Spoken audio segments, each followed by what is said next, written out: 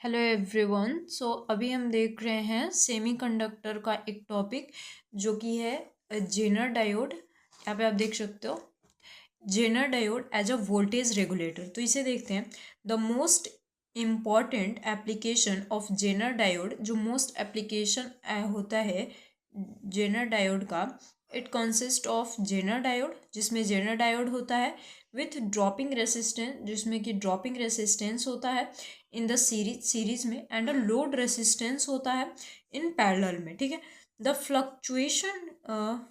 Fluctuating input is provided across the Zener diode, जो fluctuating input जो कि हम प्रोवाइड करते हैं जेनर डायोड के अक्रॉस में, versus output is taken across the load resistance, जहाँ पे कि जो आउटपुट होता है वो लोड रेसिस्टेंस के अक्रॉस में क्या होता है, लोड रेसिस्टेंस के अक्रॉस में टेक करता है। ठीक है, taken across the load resistance. यहाँ पे आप फिगर देख सकते हो, जो कि रेगुलेटेड आउटपुट वोल्टेज यहाँ से होता है और अनरेगुलेटेड डीसी इनपुट वोल्टेज हम यहाँ से देते हैं, यहाँ से करंट फ्लो करते हैं।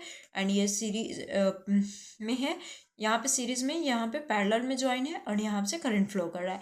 अब इसका वर्किंग देखते हैं।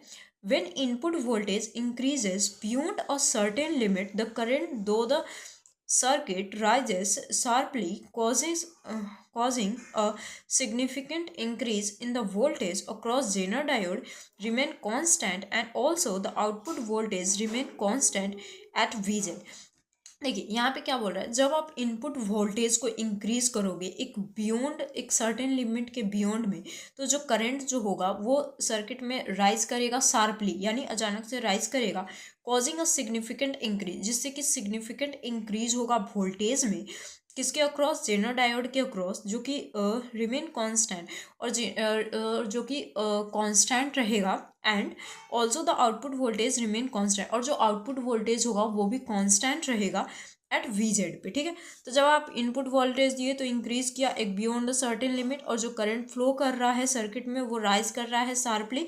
ठीक है, कॉज कर रहा है एक सिग्निफिकेंट इंक्रीज वोल्टेज में जेनर डायोड के क्रॉस में, और वो वहाँ पे रिमेन रह रहा है कांस्टेंट, और ऑल्सो जो आउटपुट वोल्टेज है वो कांस्टेंट रह रहा है VZ पे। ठीक है, अब यहाँ पे देखते हैं व्हेन द आउटपुट वोल्टेज, जब यहाँ पे हम आउटपुट वोल्टेज जो होता है उसको डिक्रीज करते हैं, देन करंट दो द सर्किट गोज डाउन, तो जो करंट होता है सर्किट में वो डाउन होता है, and sharply causing a significant decrease, और वहाँ पे जो करंट में जो होता है वो डिक्रीज होता है, यानी घटता है वो इन वोल्टेज में। ठीक है, अक्रॉस द रेसिस्टेंस RS, किसके अक्रॉस, रेसिस्टेंस के अक्रॉस।